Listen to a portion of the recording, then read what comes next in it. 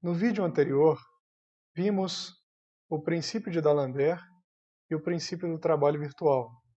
Esses princípios são essenciais para compreendermos como podemos escrever as famosas equações de Euler-Lagrange, que são o nosso objetivo neste vídeo. A obtenção das equações de Euler-Lagrange parte do princípio de D'Alembert. O princípio de D'Alembert, como vimos no vídeo anterior, estabelece que o trabalho virtual total das forças efetivas é nulo. E as forças efetivas são o somatório das forças externas e das forças de inércia. As forças de inércia são forças fictícias associadas às derivadas temporais dos momentos lineares. Portanto, se nós separarmos a contribuição para o trabalho virtual das forças externas e a contribuição para o trabalho virtual das forças efetivas, a contribuição das forças fictícias de inércia, nós temos então essas duas contribuições, o trabalho total virtual das forças externas e o trabalho virtual total das forças de inércia. E essa soma é nula. Nós podemos analisar cada um desses termos separadamente. Vamos começar com esse primeiro termo.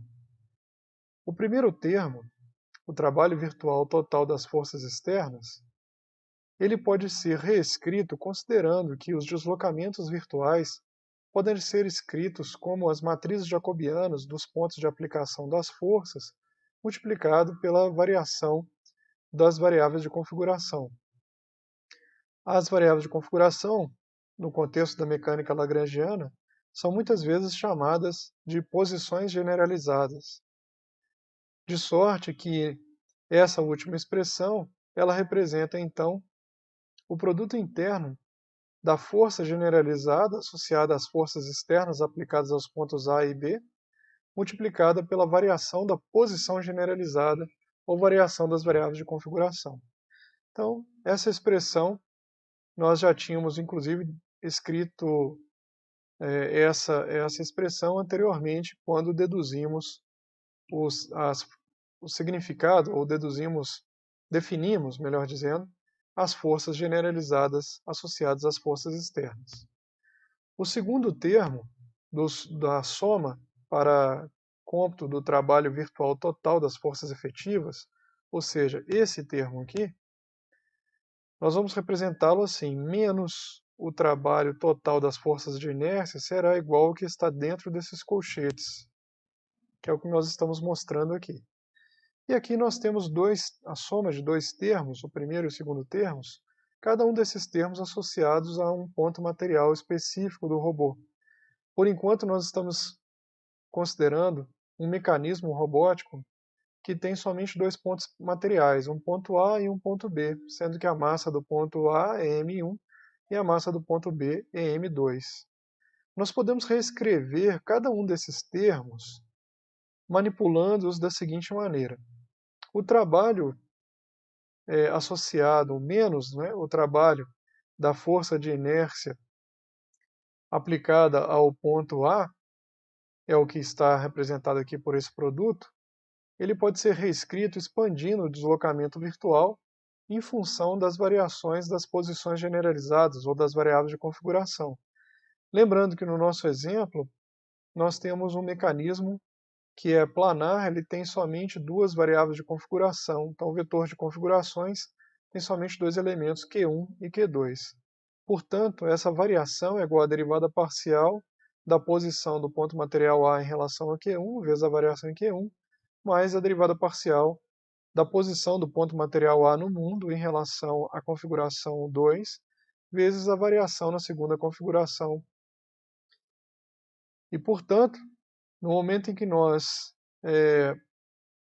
agrupamos, então, a derivada temporal do momento linear a cada uma dessas derivadas parciais da posição do ponto material A associado a variações na primeira e na segunda configuração, terminamos então com essa expressão aqui no final. E o que nós vamos fazer agora é, nós vamos reescrever essa expressão, que é bastante similar a essa outra, a menos de que a derivada parcial da posição no mundo do ponto material A, aqui em relação a Q1 e nessa outra parcela em relação a Q2. Vamos olhar para essa parcela aqui inicialmente. Essa parcela, a derivada temporal do momento linear, produto escalar com esse vetor coluna, lembrem-se que o vetor posição do ponto material A é o vetor coluna. Essa derivada de um vetor em relação a uma variável escalar de configuração representa a derivada de cada um dos componentes desse vetor, produzindo também um vetor coluna. Então aqui nós temos um vetor linha, esse símbolo de transposição indica isso, multiplicado por um vetor coluna. Nós podemos reescrever essa expressão considerando que ela representa a derivada de u vezes v, que pode ser escrito como a derivada do produto de u vezes v menos u vezes a derivada de v. Esse produto, se u vezes v, é simplesmente a massa 1 vezes a velocidade no ponto A, produto interno, portanto, do momento linear, pela variação da posição do ponto material A em relação a Q1. E nós estamos calculando a derivada temporal agora do produto interno, né, que resulta dessa multiplicação. Menos, aqui nós então isolamos o momento linear do lado esquerdo, multiplicado, aqui faltou um símbolo de transposição também, já que é um produto interno de duas quantidades vetoriais, que multiplica essa derivada temporal da derivada parcial da posição em relação à variação na primeira configuração. E aqui nós vamos fazer algumas mudanças que vão revelar melhor por que nós escolhemos escrever essa parcela como a composição dessas duas outras. A primeira observação é essa aqui, que a derivada parcial da posição em relação a Q1 ela é igual à derivada parcial da velocidade em relação a Q1 ponto. E isso nós até já mostramos no outro vídeo, mas basicamente decorre do fato de que nós podemos escrever que VA é a derivada temporal da posição. Mas isso então, portanto, é igual à derivada parcial de RA em relação a Q1 vezes dQ1 de dt mais a derivada parcial de RA em relação a Q2 vezes dQ2 de dt. De sorte que, quando nós calculamos a derivada parcial de VA em relação a Q1 ponto, nós encontramos que é esse termo que está multiplicando Q1 ponto. Se nós fôssemos calcular a derivada parcial da velocidade em relação a Q2 ponto, iríamos obter que essa derivada seria igual a esse termo aqui. Então nós podemos substituir essa derivada parcial por essa expressão, por essa outra derivada parcial. E a outra substituição que nós vamos fazer é essa, de que a derivada temporal dessa derivada parcial é igual à derivada parcial de VA em relação a Q1. Para nós vermos por que esse fato é verdadeiro, vamos considerar a prova que está presente no final desse conjunto de slides.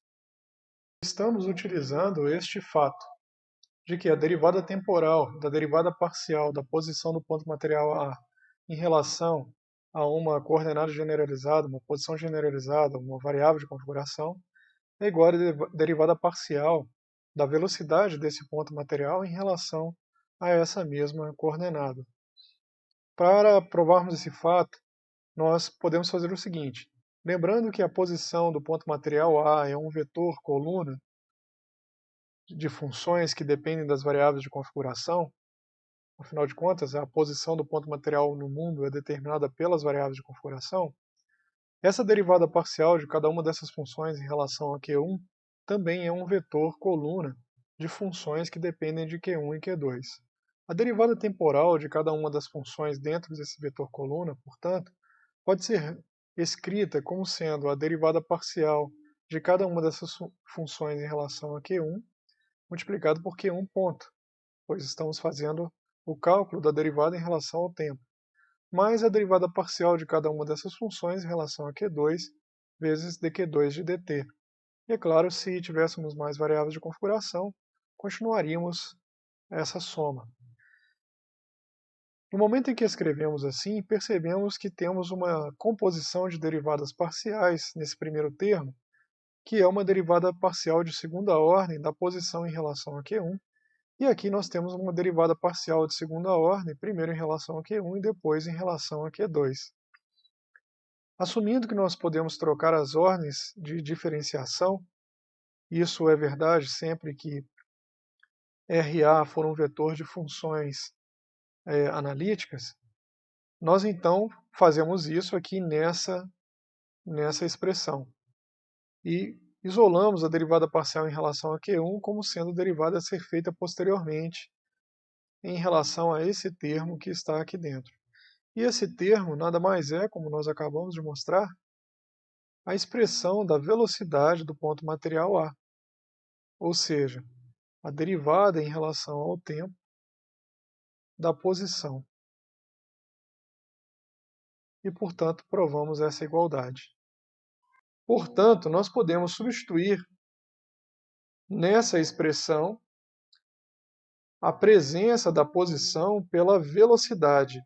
Isso para nós vai ser essencial, porque ao utilizarmos a velocidade, nós conseguimos usar a energia cinética. Ou seja, se nós definirmos que a energia cinética do ponto material A é igual a meio da sua massa vezes a norma da sua velocidade ao quadrado, é isso que nós estamos representando aqui, vejam que a derivada parcial dessa energia cinética em relação a Q1 ponto será precisamente igual a M1VA transposto derivada parcial de VA em relação a Q1 ponto, que é o que nós tínhamos antes escrito como. E além disso, a derivada parcial da energia cinética do ponto material A em relação a Q1, que evidentemente será escrita dessa forma, ela também é igual a, que é o que tínhamos escrito antes. Portanto, fazendo essas substituições, essa parcela do trabalho virtual associado às forças de inércia pode ser escrito dessa maneira: a derivada temporal da derivada parcial da energia cinética em relação a Q1 ponto, menos a derivada parcial da energia cinética em relação a Q1. Da mesma maneira como nós chamamos as variáveis de configuração de posições generalizadas, podemos chamar também o vetor de derivadas das configurações como velocidade generalizada.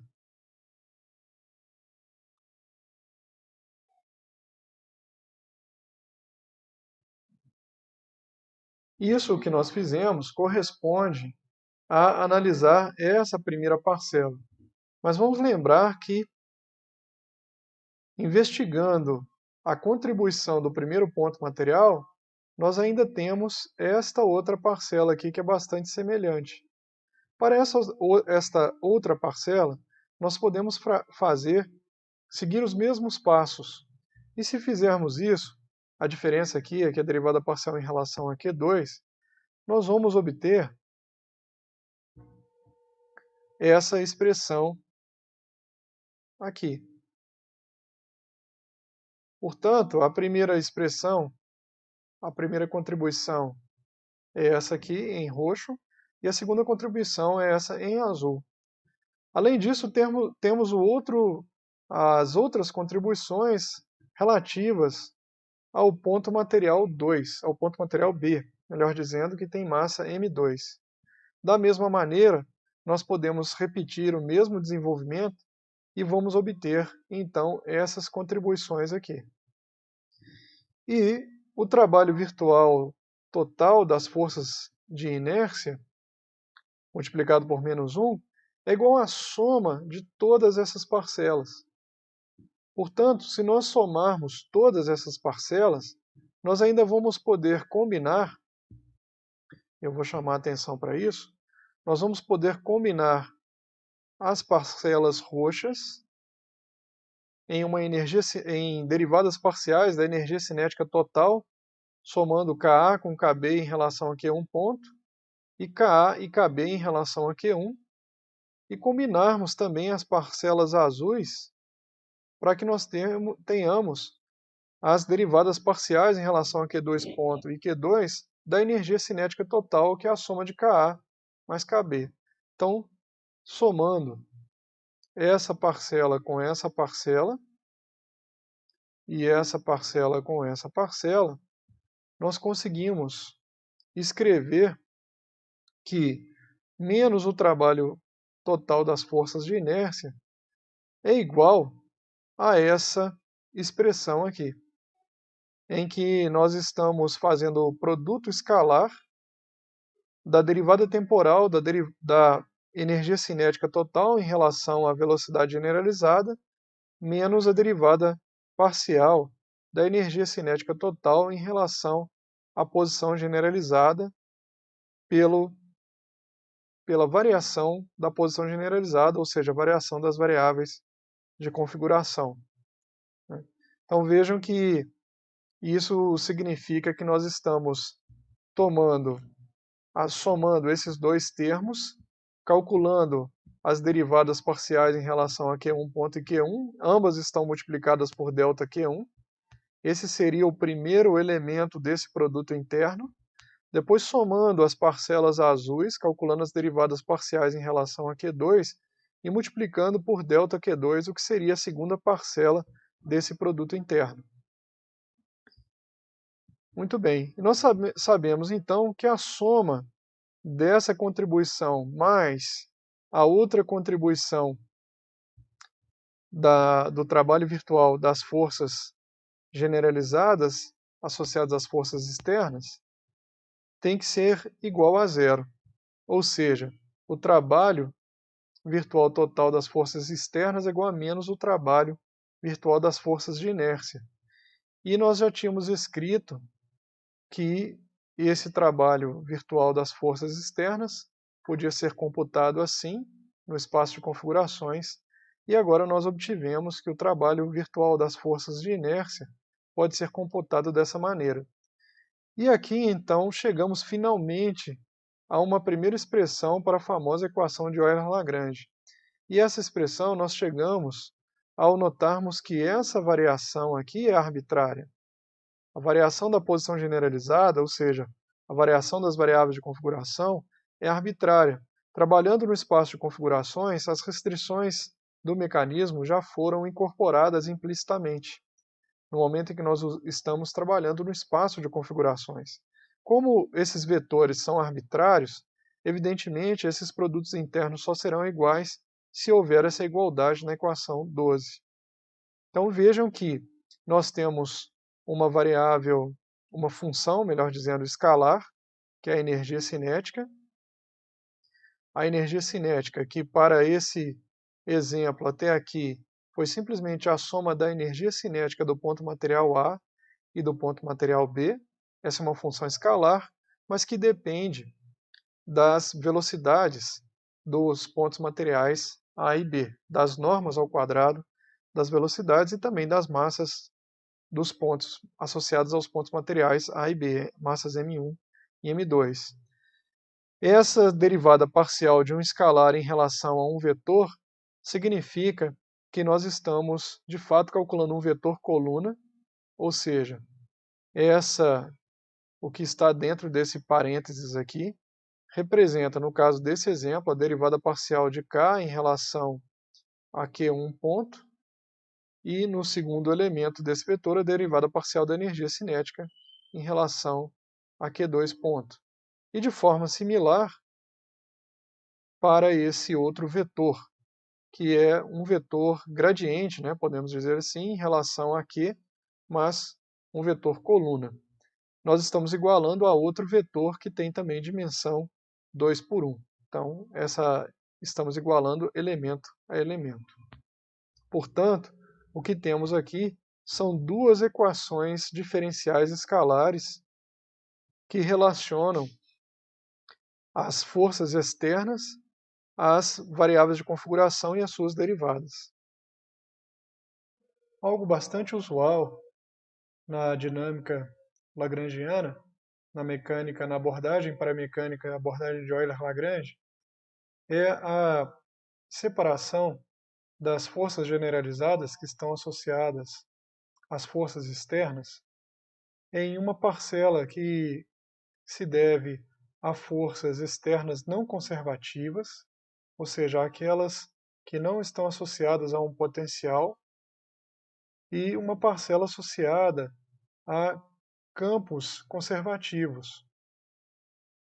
É a parcela das forças generalizadas externas obtidas a partir de um potencial V. Então, isso significa que essas forças são igual a menos o gradiente de uma função potencial. Se nós escrevemos dessa maneira as forças generalizadas associadas às forças externas que agem sobre o mecanismo, então nós podemos reescrever a expressão anterior,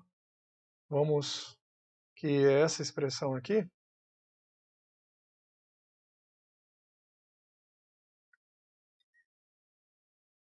em que as forças generalizadas, então, podem ser escritas como tal menos o gradiente de um potencial.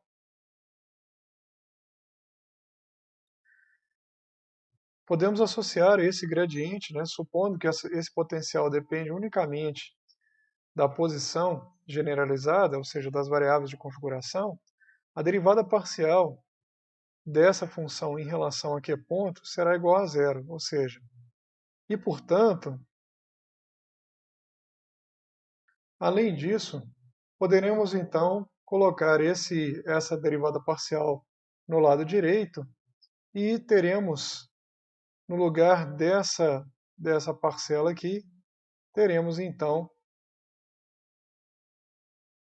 portanto, definindo a função lagrangiana como sendo a diferença entre a energia cinética total e a energia potencial, notando que a energia potencial só depende das variáveis de configuração ou da posição generalizada,